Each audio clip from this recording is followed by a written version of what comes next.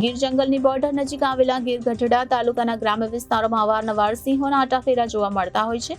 ત્યારે રાત્રિના સમયે એક સાથે સિંહ પરિવારનું ટોળું ગ્રામ્ય વિસ્તારમાં શિકારની શોધમાં નીકળ્યા હોય તેમ ગત રાત્રે ગીર ગઢડા તાલુકાના ખીલાવડ ઈટવાયા રોડ પર એક સાથે 13 સિંહોનું ટોળું રસ્તો પસાર કરતા જોવા મળ્યું હતું, જે વિડીયો સોશિયલ મીડિયામાં વાયરલ થયો હતો.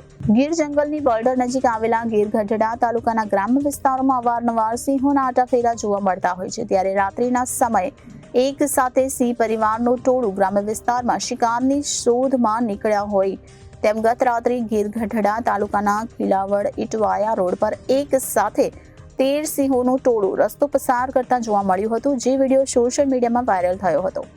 વાયરલ વિડીયોમાં એક સાથે 13 સિંહ લાઇનમાં રસ્તો ક્રોસ કરી રહ્યા છે. ત્યારે રસ્તા પરથી પસાર થતા વાહન ચાલક પોતાના વાહનો થંભાવી દીધા હતા. જોકે આ સિંહનું ટોળું જોઈ વાહન ચાલકોમાં ભય જોવા મળી રહ્યો હતો.